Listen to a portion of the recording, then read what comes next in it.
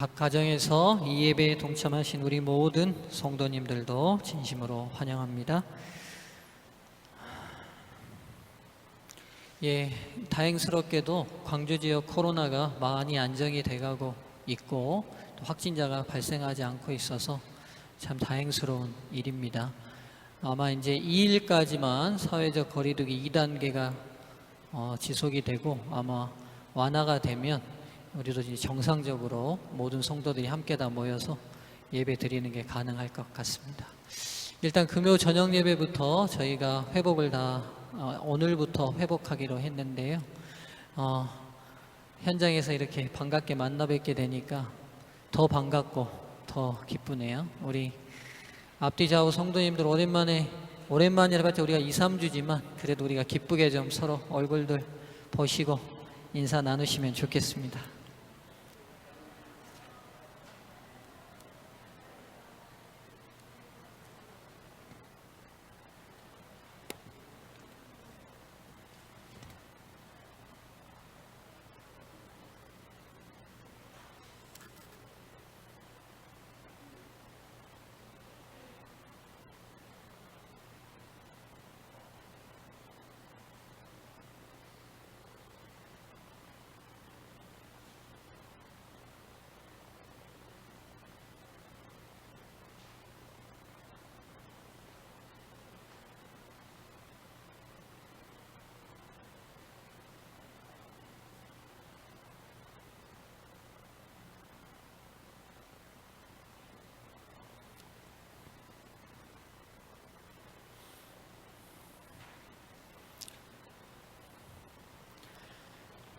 오늘 이제 몇 번째 교회 할 차례인가요? 마스크 썼다고 말씀을 안 하시네요. 몇 번째입니까? 우리가 적어도 이제 7교회 이름 정도는 알아야 되겠죠? 우리가 첫 번째 교회부터 한번 해보겠습니다. 첫 번째 무슨 교회죠? 에베소 교회입니다. 그 두 번째 서머나, 버가모, 도아디라, 사대, 빌라델비아, 라오디게아. 저는 어려운 거 절대로 안 물어보잖아요. 저희 다 써있죠. 7교회가 다 있습니다. 이제 오늘은 5번째 교회인 사대교회입니다. 자, 먼저 본문의 말씀 요한계시록 3장 1절부터 6절까지 있는 말씀을 먼저 좀 보겠습니다. 요한계시록 3장 1절부터 6절까지 있는 말씀입니다. 자, 제가 천천히 봉독하겠습니다. 여러분들 눈과 마음으로 따라 읽으시고요. 우리 가정에 계시는 성도님들도 함께 따라 읽으시면 좋겠습니다. 사대교회 사자에게 편지하라. 하나님의 7 영과 7 뼈를 가지신 이가 이르시되 내가 내 행위를 아노니 내가 살았다 하는 이름은 가졌으나 죽은 자로다. 너는 일깨어 그 남은 바 죽게 된 것을 굳건하게 하라. 내 하나님 앞에 내 행위에 온전한 것을 찾지 못하였노니 그러므로 내가 어떻게 받았으며 어떻게 들었는지를 생각하고 지켜 회개하라. 만일 일깨지 아니하면 내가 도둑같이 이르리니 어느 때에 내게 이르는지 내가 알지 못하리라. 그러나 사대에 그 옷을 더럽히지 아니한 몇 명이 내게 있어 흰 옷을 입고 나와 함께 다니리니 그들은 합당한 자인 영고라. 이기는 자는 이와 같이 흰 옷을 입을 것이요 내가 그 이름을 생명책에서 결코 지우지 아니하고 그 이름을 내 아버지 앞과 그 천사들 앞에서 시인하리라. 귀 있는 자는 성령이 교회들에게 하시는 말씀을 들을지어다. 아멘. 이제 사대교회 배경을 먼저 좀 설명하고 시작하겠습니다. 여러분, 이 사대교회는요, 이 도성 자체가 어디 위에 지어져 있었냐면 난공불락의 높은 산 위에 지어진 산성 도시입니다. 그래서 쉽게 공격할 수도 없고 고대 전쟁에서 높은 산 위에 지어진 이 난공불락의 성들은 쉽게 침입이 불가능한 도시였는데요. 사대가 그런 도시였습니다. 그래서 들어가는 입구가 한 곳밖에 없어서 이 산 비탈길을 막아서면 어떤 적도 쉽게 접근할 수 없는 성이었어요. 그래서 이제 이 사대가 일찍이 여러분 우리 다니엘서 배우실 때 다니엘 7장에서 바다에서 나오는 곰 짐승 기억하시죠? 곰같이 생긴 짐승이 입에 뭘 물었어요? 갈빗대 3개를 물었잖아요. 그래서 이 곰이 3나라를 멸망시키고 등장한 페르시아잖아요. 그 3나라 중에 하나, 3나라가 어디인지 기억하세요? 예, 바벨론은 예, 맞고요. 바벨론, 이집트, 한 곳이 리디아입니다. 여기서 우리가 배웠던 이 리디아의 수도가 어디냐면 요 사대였습니다. 그래서 이 사대가 근본적으로 멸망을 받았던 때가 언제냐면 이 페르시아의 고레스 왕에 의해서 멸망받았어요. 그 전까지는 이 리디아 제국의 수도로서 아주 찬란한 부와 권력을 누렸던 도시가 이 사대입니다. 그래서 이 사대에는 이제 요한이 계시록을 쓸 당시 약 600년 전에 엄청난 문명을 가졌던 나라의 수도였거든요. 그러다 보니까 이 사대 사람들은 잘하는 말이 뭐였냐면 왕년회입니다. 이 도시가 어떤 도시예요? 네, 왕년에 엄청 잘 나가던 도시예요. 그러니까 과거에는 화려한 명성을 가졌으나 현재는 어떤 도시예요? 네, 현재는 시원찮은 도시가 된 겁니다. 이 사대가 역사에서 2번 외부의 적으로부터 점령을 당했거든요. 딱 2번. 근데 2번 다 어떻게 점령을 당했냐? 야밤에 이 성의 절벽을 타고 들어간 적군에 의해서 점령을 당했는데, 놀라운 건 전쟁 중인데도 이 보초가 없어서 점령을 당했어요. 그러니까 그만큼 이 사대 사람들은 이 도시에 대한 뭐가 있었냐면 자긍심과 함께 그 자긍심이 도에 지나친 거만함까지 있었던 거죠. 우리가 다 자도 너희들 이 성 점령한다 못한다? 점령 못한다. 그런데 그렇게 해서 2번 다 점령당했습니다. 그런 도시입니다. 과도한 자만심과 과도한 교만이 있었던 도시였습니다. 이 도시에 예수님께서 본인을 이렇게 소개하시고 편지를 쓰시죠. 하나님의 7 영과 7 별을 가지신 이가 이르시되, 여러분 이 계시록에서는 성령은 7 영으로 묘사한다는 거 제가 계시록 초기 시간에 말씀을 드렸어요. 완벽하신 이 7이라는 가진 수의 의미에 완전과 온전의 의미, 성령께서 미치지 못하시는 곳이 없고 성령께서 이루지 못하시는 사역이 없다는 의미로 7이라는 수가 이 성령 앞에 수식어로 붙어서 성령께서 7 영으로 늘 묘사가 되시는데요. 예수님께서 이 사대교회에게는 편지를 쓰시면서 뭐라고 쓰셨냐면 본인을 7 영과 7 별을 가지신 이라고 소개하고 있어요. 너희의 자만심과 교만심은 성령의 빛으로 외에는 깨우칠 수 없기 때문에 하나님께서 이 교만과 자만이 가득한 이 도시를 향해 7 거룩한 영을 가지신 분으로 소개하고 있고, 7 별, 여러분 1장에서 공부하셨던 것처럼 7 별은 7 교회 사자니라, 즉 당시의 교회 지도자들이잖아요. 여러분 백성들이 나태해지고 잠들고 교만한 것은 누구의 책임도 있을까요? 그렇죠. 네, 크게 얘기하셔도 됩니다. 여러분 저보고 지도자의 책임이 막중하죠. 백성들이 나태해지고 교만해지고 하는 그 중요한 이유 중에 본인의 문제도 있겠지만 교회의 지도자들의 문제도 있지 않겠어요? 그가 가장 큰 책임의 중심은 목회자에게 있고요. 그러니까 하나님께서 이 교회를 향해 진정한 지도자, 진정한 거룩한 영이 주어져야 이 교회의 교만을 깨우칠 수 있기 때문에 본인을 소개하실 때 7 영과 7 별을 가지신 분으로 소개하고 계십니다. 그리고 이 교회의 영적 상태를 한마디로 이렇게 얘기하는데요. 살았다는 이름은 가졌으나 뭐한 자다? 죽은 자로다. 그러니까 왕년에 잘 나갔지만 지금 현재는 별 볼 일 없는 것이가 있죠. 영적 생명력은 소실한 교회. 명성은 가졌으나 지금 현재는 그 명성과 같지 않는 영적 상태에 놓여버린 교회. 이게 지금 사대교회의 모습입니다. 그래서 여러분 사대교회는 칭찬이 없는 교회 중에 한 곳입니다. 칭찬이 없는 교회가 두 곳 있거든요. 마지막 라오디게아와 사대인데, 사대는 예수님께서 이 교회를 향해서 칭찬을 한마디도 하지 않으시고 책망만 주어진 교회가 이 사대교회입니다. 그러니까 여러분, 왕년에 우리가 어떤 삶을 살았는지는 중요하지 않은 것 같아요. 왕년이 중요한 게 아니라 지금 현재가 어떠냐는 것을. 하나님은 언제나 지금 현재 우리의 신앙을 물으시는 것 같아요. 여러분 어떻습니까? 지금 현재 여러분의 신앙은. 오늘 이 사대교회가 던지는 중요한 질문입니다. 지금 당신은 현재 어떤가? 자, 그래서 이 과거의 명성은 대단했지만 지금은 그 생명력이 없는 교회가 이 사대교회인데요. 그래서 이 사대교회를 향해서 하나님께서 내리시는 중요한 진단은, 지금 7교회에게 내리는 진단들이 동일한 진단들이 있어요.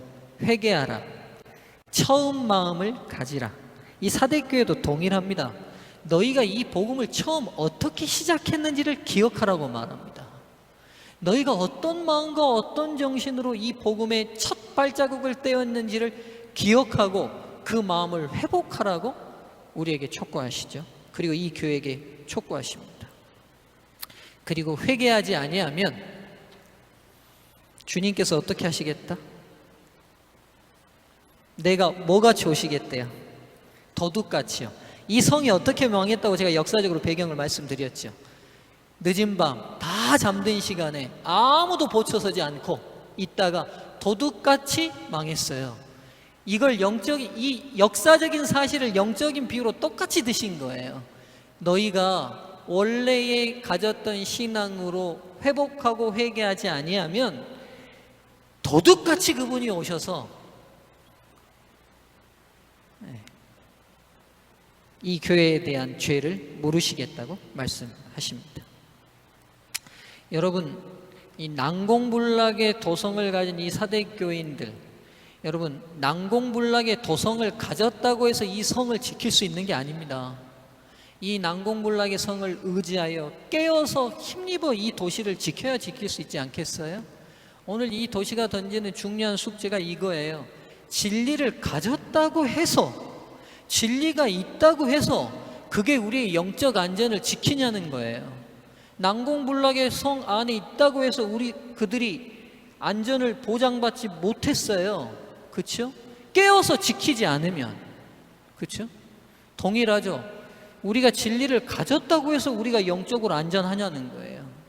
재림교회가 마지막 남은 교회라는 우리가 그 울타리 안에 있다는 것으로 우리가 안전할 수 있냐는 거예요. 아니라는 거죠. 가진 진리가 삶에 적용되고 삶에 실천되지 않으면 그 가진 진리가 우리를 보호하는 힘을 전혀 발휘 못한다는 것을 사대 이 도시가 우리에게 보여주고 있다는 겁니다. 여러분, 진리를 가지고 있어서 행복하고 기쁘세요? 우리가 진리의 백성이고 이 남은 교회가 하나님의 말씀 안에 충성된 계시록에 예언한 이 남은 교회 그 안에 있는 것으로 행복하세요? 아니면 진리가 여러분의 삶이 되셔서 행복하세요? 후자여야 합니다. 가진 진리가 어떠하든 관계없이 그 진리가 실행돼야 해요. 우리의 삶에 적용돼야 합니다. 그래야지만 진리가 우리를 지킬 수 있는 성이 될 수 있습니다. 이런 상태 속에서도 사대교회 안에 아주 순결한 몇 명이 있다고 4절에서 말씀하세요.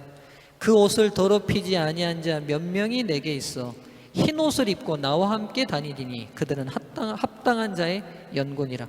여러분 지금 보시면 알다시피 에베소 교회에서부터 지금 계속해서 진리의 말씀에 충성된 백성들이 늘어나요, 줄어들어요? 그렇죠? 줄어들고 있어요. 역사적 교회를 그대로 보여주고 있어요.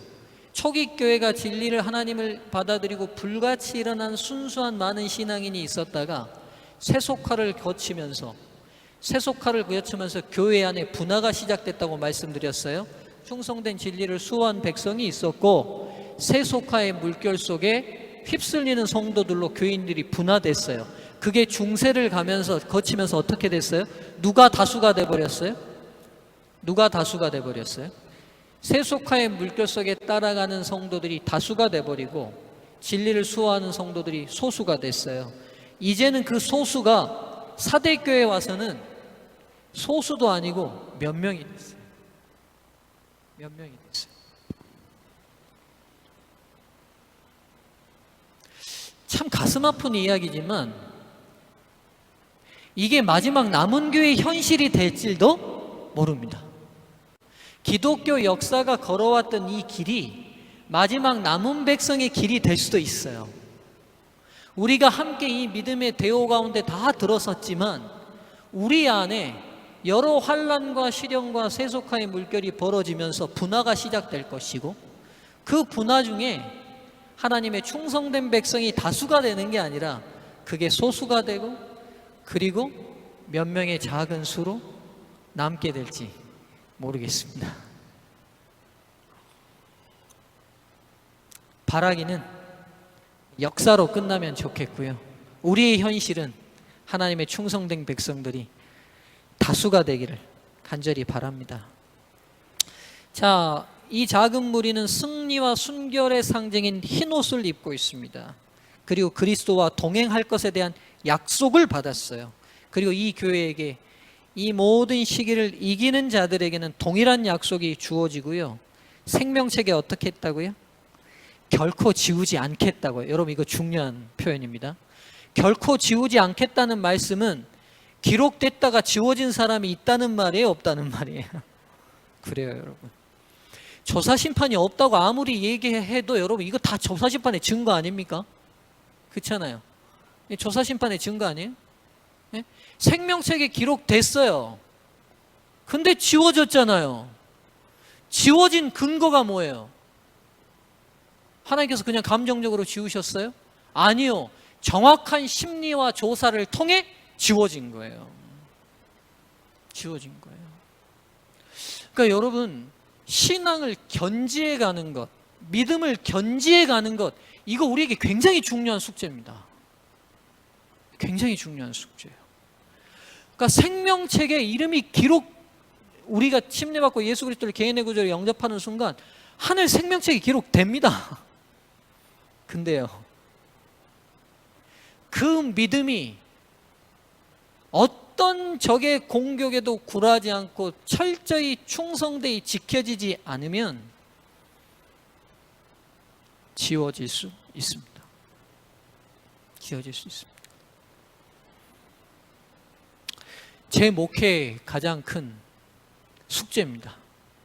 제가 매일 아침 안 빼놓고 뭘 기도할까요? 하나님, 제가 목양하는 터 안에서는 어느 누구도 잃어버리지 않게 도와주십시오. 오늘 이 말씀 예를 들면 생명책에 기록됐다 지워지는 사람 없게 도와주십시오. 네.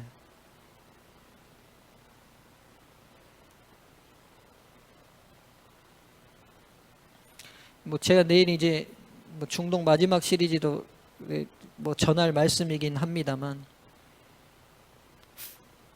이 표현을 더 정확하게 하면요, 하나님이 지우셨어요? 자기들이 스스로 그 책에서 빠졌어요? 맞습니다. 정확한 표현이에요, 그게.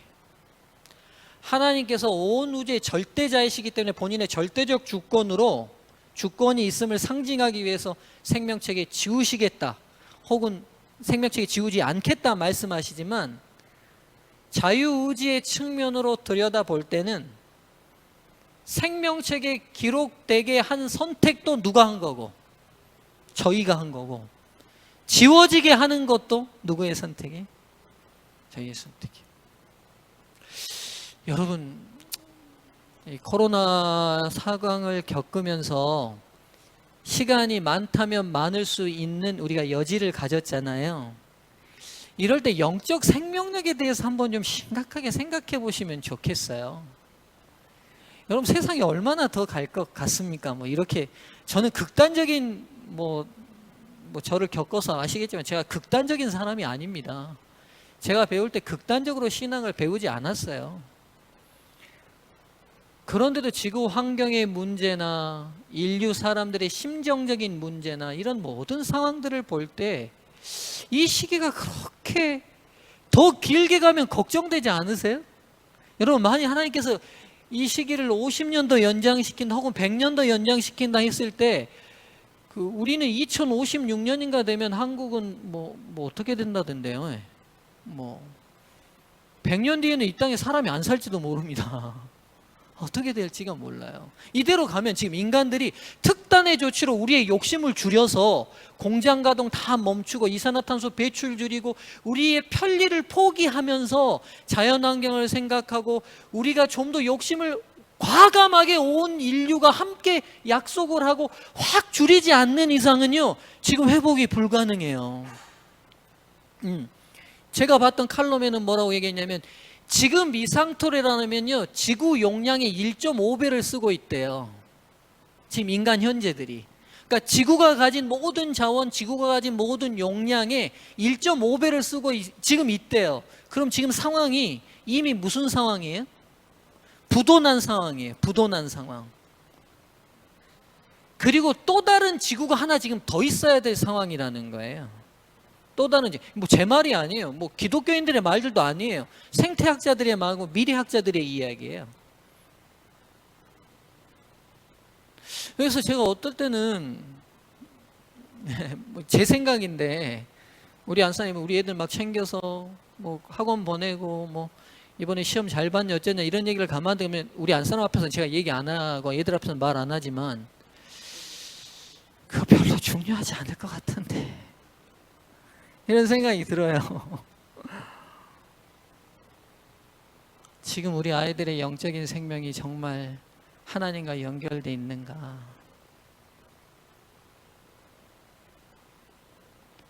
우리의 생명이 진짜 그리스도 안에 완전히 감추어져 있는가?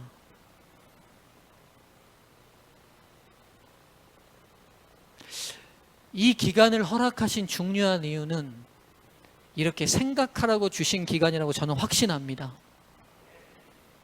여러분, 생각하셔야 돼요. 여러분들 제 말을 극단적으로 받아들이지 않으실 걸 제가 알고 드리는 말씀이에요. 오늘 우리가 세 끼 밥도 먹어야 되고요, 일상의 삶도 살아야 돼요. 그거 중요치 않은 게 아니에요. 그러나 그리스도인들은 오늘뿐만 아니라 내일도 균형감 있게 보고 살아야 된다는 말씀이에요. 무슨 말씀인지 이해되시죠? 그렇죠? 그래서 오늘 하루를 학생들은 열심히 공부하는 일에도 충실하고 사업과 직업을 가지신 분들은 열심히 일에도 충실해야 하지만 그 충실함과 함께 내 영적인 생명력이 미래에 올 하나님의 분명한 나라를 위해 준비되어 있냐도 균형 있게 생각하고 계셔야 된다는 거예요.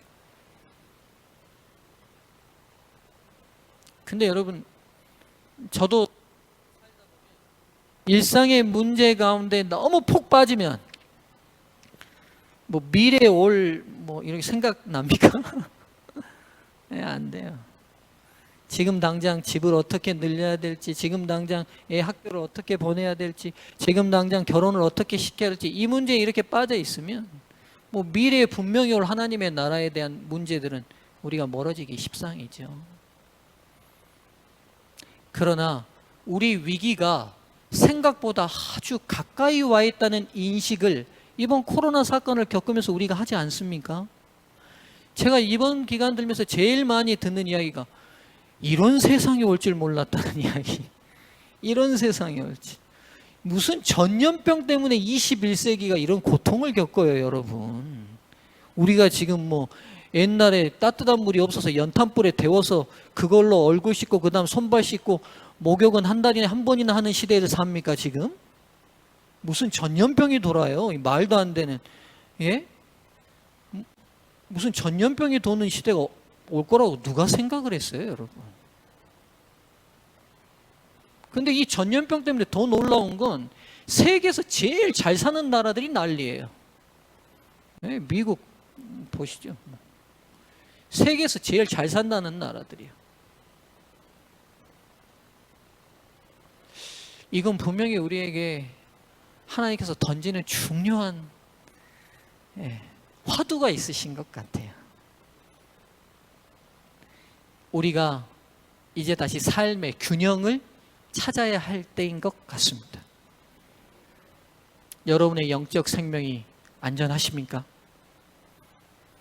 오늘 지금 당장 내일 예수님이 오셔도 우리 모든 자녀들과 함께 아멘 할렐루야로 함께 하며 주님과 함께 하늘에 갈 준비가 돼 있습니까?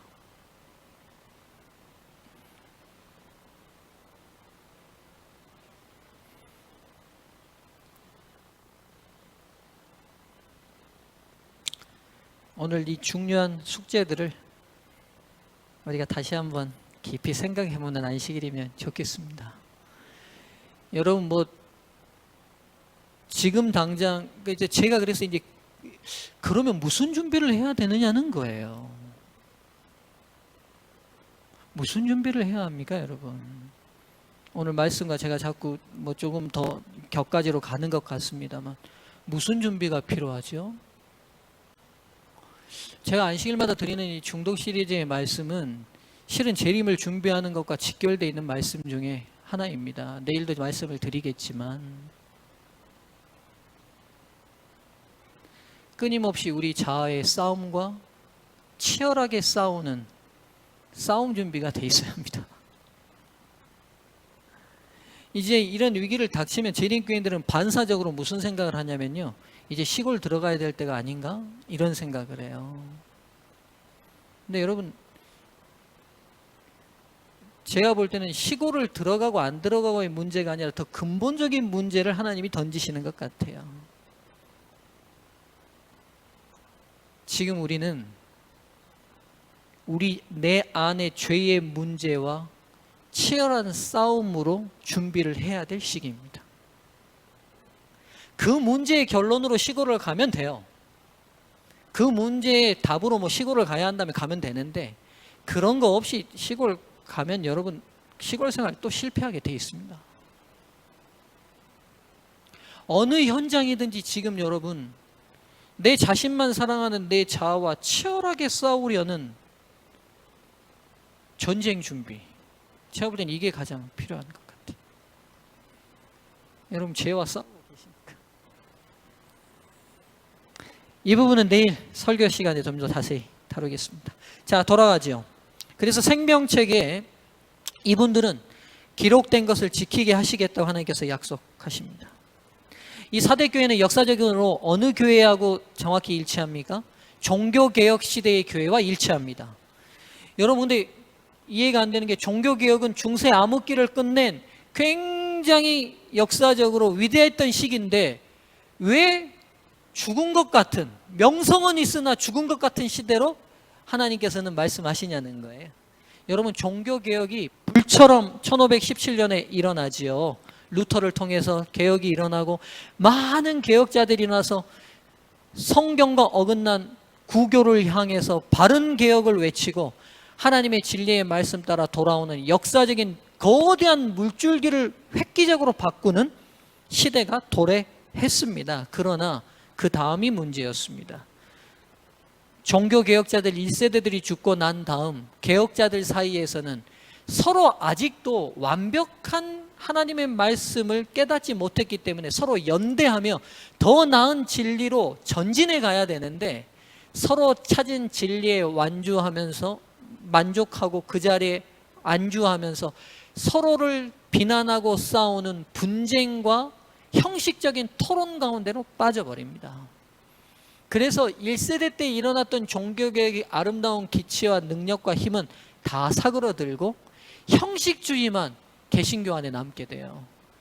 그리고 반대편의 캐톨릭은 반종교개혁을 통해서 더 많은 지역에, 남미나 이런 지역에 캐톨릭을 싣고 복음을 전하는 동안 개신교는 형식적인 신앙 가운데 빠져버리는, 이름은 가졌으나 실상은 죽어버린 듯한 개혁시대를 맞이하게 됩니다. 아쉬운 시대였어요. 그래서 이 17세기는 17, 18세기는 또 이 계몽주의나 합리주의가 시작되면서 이게 기독교하고 섞이면서 불필요한 사조들이 굉장히 많이 일어납니다. 그래서 뭐 합리주의니 계몽주의니 이런 모든 사조가 다 언제 일어나냐면 이 시기에 일어나요. 그러면서 교회 안이 잡다한 이론들과 형식만 가득 차는 시대가 돼버립니다. 즉 이름은 가졌으나 죽은 것 같은 시대가 이 시대가 됩니다. 그러나 다행스럽게도 어떤 시대에도 하나님은 당신의 진정한 백성을 가지고 계시죠. 사대교회 때도 몇 명이 있었습니다. 그들을 통해서 하나님은 그분이 계획하신 구속의 역사를 계속 전진시켜 나갔습니다. 자, 빌라델비아 교회로 가겠습니다. 3장 7절부터 13절입니다.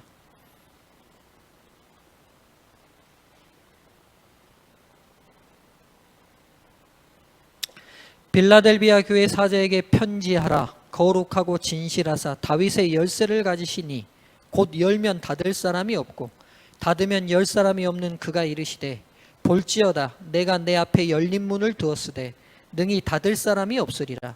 내가 내 행위를 아노니 내가 작은 능력을 가지고서도 내 말을 지키며 내 이름을 배반하지 아니하였도다. 보라 사탄의 회당 곧 자칭 유대인이라 하나 그렇지 아니하고 거짓말하는 자들 중에서 며칠 내게 주어 그들로 와서 내 발 앞에 절하게 하고 내가 너를 사랑하는 줄을 알게 하리라.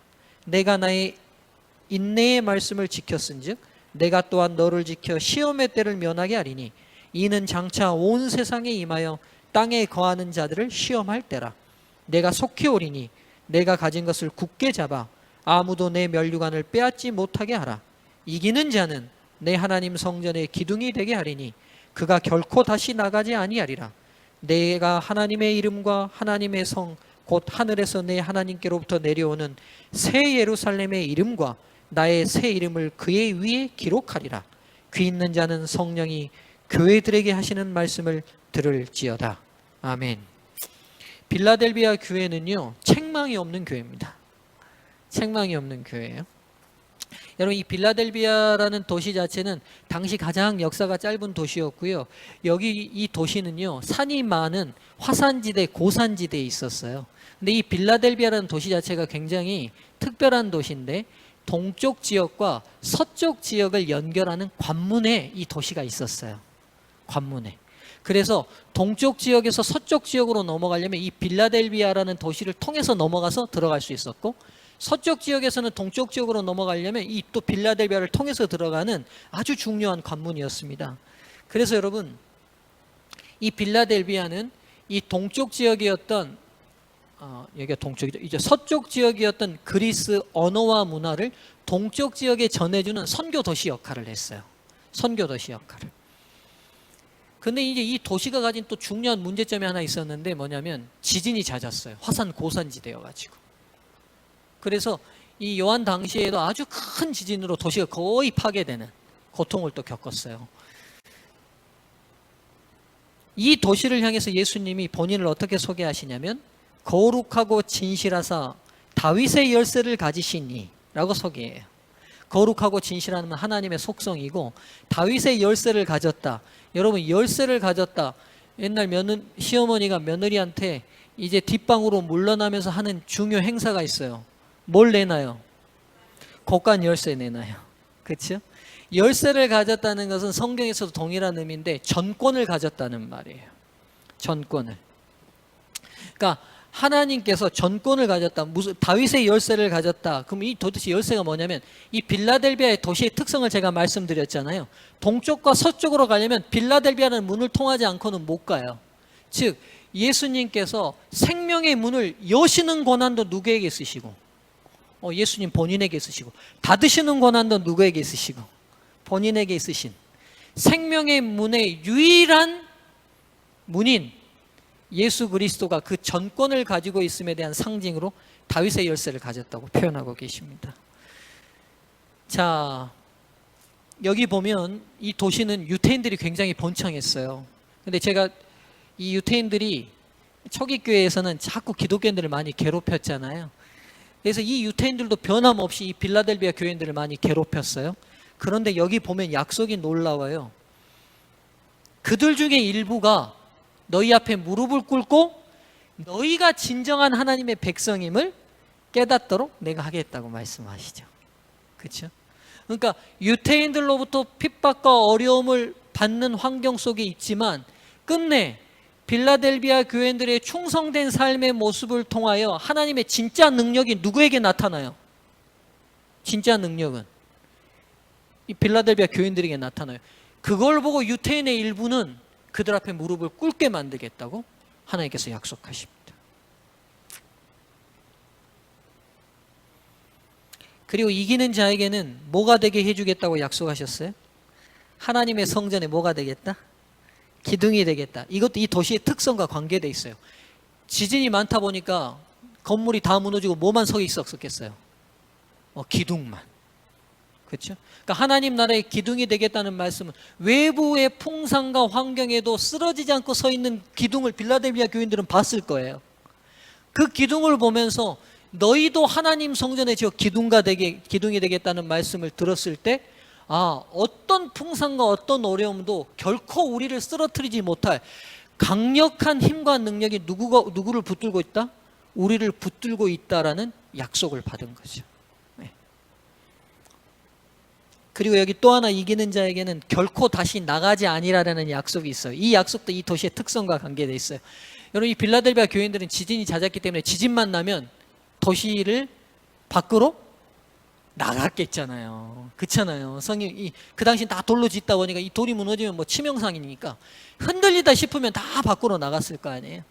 그러니까 이 빌라델비아 교회는 늘 불안함 속에서 살았어요. 불안함, 이 빌라델비아 도시 교인들은. 근데 다시는 그런 불안 없이 결코 이 도시를 나가는 일이 없겠다. 왜요? 어디에 들어가니까? 결코 다시 무너지지 않을 새 예루살렘 성으로 들어가게 되니까. 불안하여 이 도시가 무너지지 않을까, 또 외부 영향으로 무너져서 우리가 죽지 않을까 하는 불안함이 없는 분명한 새 예루살렘 도성에서 기거하는 약속이 이들에게 포함되어 있습니다. 제가 시간이 없어서 지금 빨리빨리 진행하고 있습니다. 이 빌라델비아 교회는 어느 시대하고 적합하게 딱 들어맞느냐? 종교개혁 시대가 이 무력했던, 이름만 살았던 이 무력한 17세기가 지나고 나면서 18세기, 19세기에 들어서서 드디어 프랑스 대혁명으로 인해 로마 캐톨릭이 강제 폐쇄당하고 닫혀 있었던 성경이 급격히 보급되기 시작합니다. 캐톨릭이 교황령이 언제 폐쇄되죠? 1700? 프랑스 대혁명이 몇 년입니까? 1789년. 1789 외우기 쉬워요. 1789년이에요. 이 프랑스 대혁명이 혼란기를 겪으면서 드디어 나폴레옹을 통하여 안정을 찾고 10년 지난 1798년에 프랑스의 나폴레옹이 그의 부장 베르띠에를 교황령으로 파견해서 교황을 잡고 교황령을 폐쇄시켜서 프랑스어로 압송시켜버려서 일시적으로 교황령이 폐쇄당합니다. 일시적으로 교황령이 폐쇄당하는 동안 그동안 닫혀 있었던 성경에 대한 관심이 사람들 사이에서 확 일어나죠. 그러면서 1804년에 영국의 성서공회가 만들어져요. 그리고 1810년대에 넘어서서 미국 성서공회가 만들어집니다. 이 성서공회가 우리는 지금 성경을 아주 쉽게 가지고 있지만 성경을 다량으로 찍어서 보급하는 길이 열리게 됩니다. 그러면서 성경이 다량으로 보급되니까 사람들이 그동안 사제의 입을 통해서만 듣던 성경을 직접 이제 눈으로 보다 보니까 못 보던 성경에 대한 관심이 고조되고 읽다 보니까 신약 성경에 제일 많이 나와 있는 약속이 뭔 걸 보게 된 거예요? 누가 오신다? 예수님이 떠나시면서도 다시 오신다고 약속하고 모든 바울의 서신들을 보니까 그분이 다시 온다는 약속이 너무 많은 거예요. 우리가 이렇게 성경에서 반복되고 있었던 약속을 모르고 있었구나. 그러면 도대체 예수님이 언제 오시냐는 거예요. 이렇게 오신다고 분명히 약속했는데. 그러면서 언제 오신 자에 대한 관심이 고조되면서 언제 오시는지를 들어 파기 시작하죠. 그러면서 언제 온다는 예언이 기록되어 있는 다니엘과 계시록을 집중적으로 연구하고, 그러면서 드디어 2300주야가 끝나면 예수님이 오신다는 결론을 얻게 되고, 그 결론이 1844년 10월 22일 날 온다는 결론을 얻게 되죠. 제가 지금 그냥 역사적으로만 쭉 설명드립니다. 이 예수님이 오신다는 약속을 가지고 모든 사람들이 어떻게 됐을까요? 식어 있었던 그들의 마음에 불이 당겨지기 시작한 거죠. 누가 오시는데요? 드디어 예수님이 이 땅에 오시는데 뭐가 중요하고 우리 교파가 뭐가 그렇게 중요하냐? 예수님을 맞이할 준비를 해야 되지 않냐? 그래서 부흥의 새로운 대각성의 시기를 18세기, 19세기에 맞이하게 됩니다. 이 각성은 미국에서만 일어났던 게 아니라요, 영국, 유럽, 남미, 북미 가리지 않고 세계 도처에서 성경을 연구하는 곳마다 동일하게 재림에 대한 관심이 고조됐고, 재림에 대한 열기가 뜨거워져서 사람들이 회개하는 부흥의 역사들이 이루어져요. 그러면서 예수님이 재림한다는 이 뜨거운 기별을 우리만 알고 있으면 안 되겠다 싶어서 그 당시 개신교의 많은 사람들이 자원하여 선교사로 나가는 역사들이 벌어집니다. 그래서 수많은 사람들, 수백 명, 수천 명의 이 백인들과 이 기독교인들이 아시아로 몰려들기 시작한 거예요. 그래서 중국의 복음이 들어가고 인도의 복음이 들어가고, 그리고 돌아 드디어 우리 한국에까지도 복음이 들어옵니다. 이 시기와 겹치는 시기입니다. 이 시기와.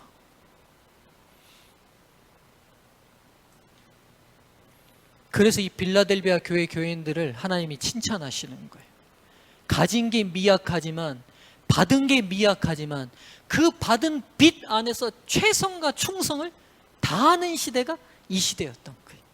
여러분, 우리 초기 기독교의 이 선교사들의 역사들을 읽어보면 참 놀랍습니다. 가슴이 뜨거운, 그러니까 여러분, 우리의 가슴이 좀 식는다는 생각이 들 때는요, 이 시기들의 선교사들의 이야기를 찾아서 좀 읽어볼 필요가 있어요. 읽어볼 필요가 있어요.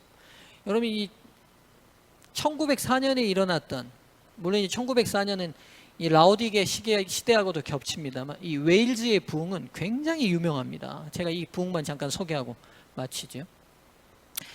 1904년에 이제 이 영국이, 제가 말씀드렸던 것처럼 이 사대교회 시대를 지나면서 사람들이 형식적인 신앙에 빠지니까 뭐에 관심이 많아지겠어요?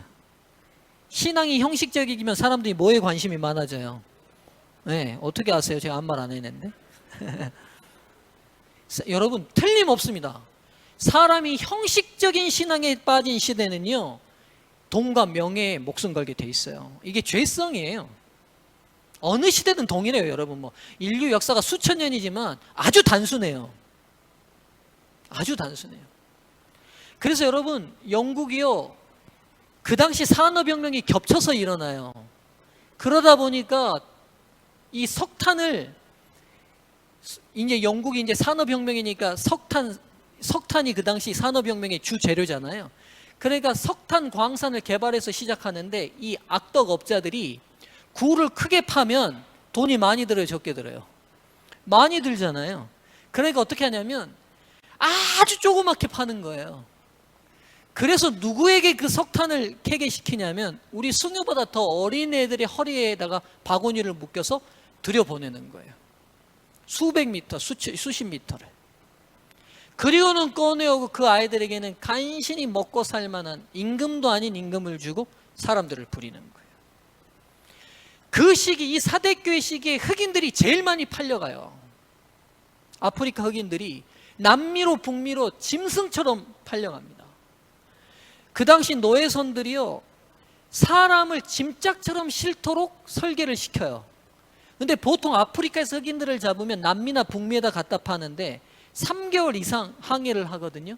근데 이 흑인들을 어떻게 하냐면 짐짝처럼 실어서 꼼짝달싹 못하게 많이 실려고 짐짝처럼 실어놓으니까. 근데 사람인데 여러분 움직여야 되고 배설도 해야 되잖아요.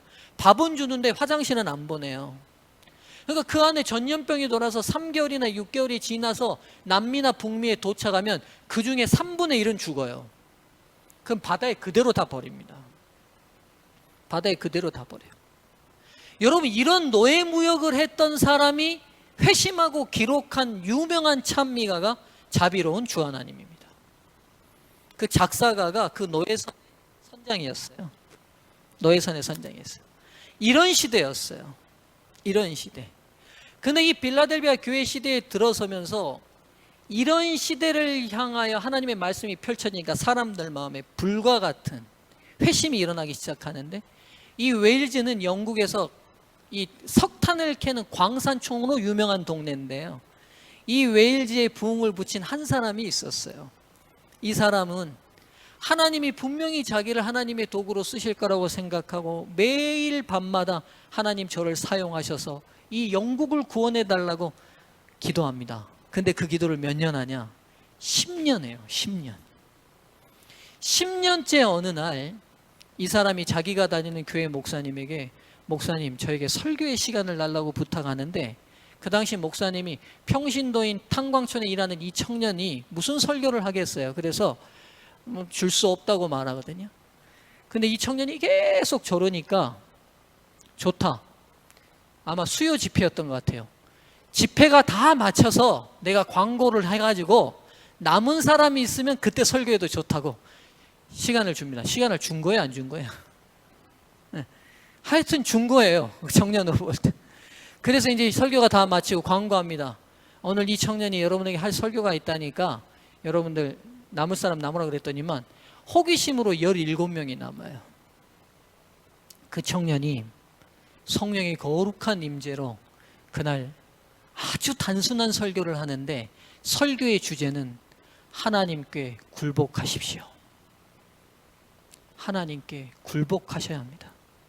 여러분의 욕심, 이기심 내려놔야 한다는 회개의 설교였는데, 그날 강력한 성령의 임재가 그 교회에 임해요. 이 17명이 울며 통회하며 그들의 숨겨놓은 죄를 그 자리에서 다 토로하고 회개하기 시작합니다. 여러분, 근데 놀라운 일이 벌어집니다.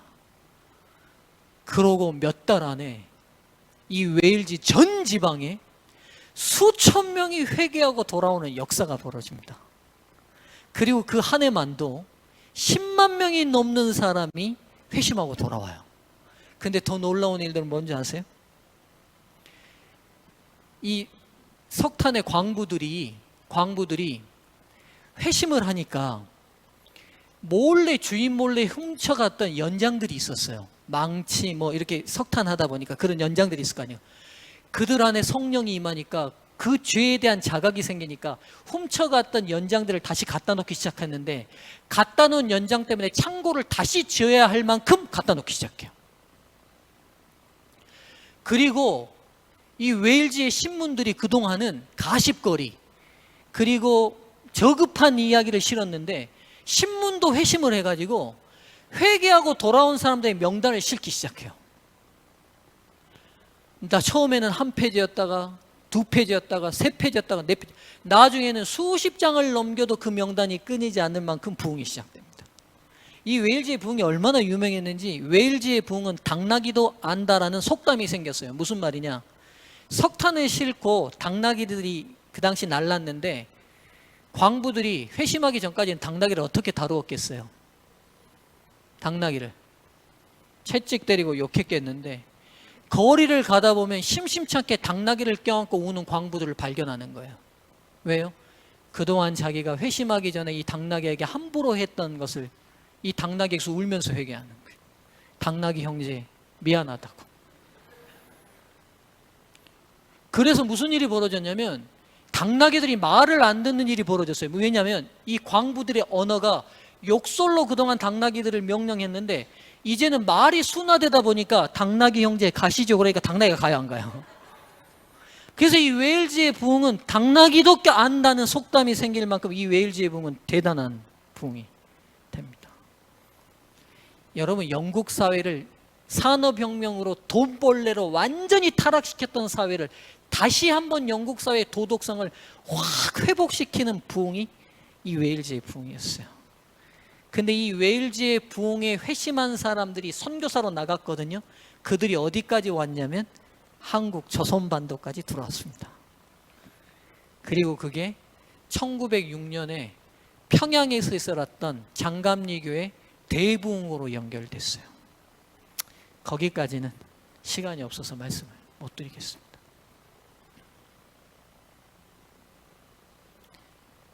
이런 이른비의 역사보다 더 강력한 늦은비의 성령이 우리 당대에 오실 겁니다. 그 성령의 임재가 있을 때 여러분 같이 이 자리에 다 앉았지만 누군가는 늦은비 성령의 임재를 경험할 것이고 누군가는 경험하지 못하게 될 것입니다. 늦은비의 성령은 이른비의 체험이 먼저 있어야 하거든요. 우리 그 일을 위해 기도하며 이 시기를 그런 돌아보고 준비하는 시기로 잘 보냈으면 좋겠습니다. 기도하겠습니다. 은혜롭고 자비하신 하나님, 감사합니다. 하늘을 소망하는 믿음의 귀한 성도들, 소중한 성도들과 함께 사대교회와 빌라델비아 교회의 말씀을 살피게 도와주셔서 감사드립니다. 오늘 이 시대에 주어진 말씀이지만 우리를 비추는 거울로 사용하게 도와주시고 성령님 오셔서 우리 안에 은혜와 감동을 끼쳐주심으로 우리가 한 차원 더 다른 신앙으로 나아가게 도와주시옵소서. 하나님, 코로나가 많이 안정되게 도와주셔서 감사합니다. 우리에게 아직도 은혜의 시기를 주셔서 감사합니다. 이 은혜가 은혜로 사용되게 저희 모두를 붙들어 주시옵소서. 혹 한 주 동안 지치고 힘들고 마음 아픈 성도들 있습니까? 주님, 우리의 시선을 없어질 땅에서 영원한 하늘로 전환하게 도와주시고 우리의 모든 상황을 초월하여 하나님만의 평안을 누리는 복된 안식일 되게 도와주시옵소서. 모든 말씀 예수님의 이름으로 기도드립니다. 아멘.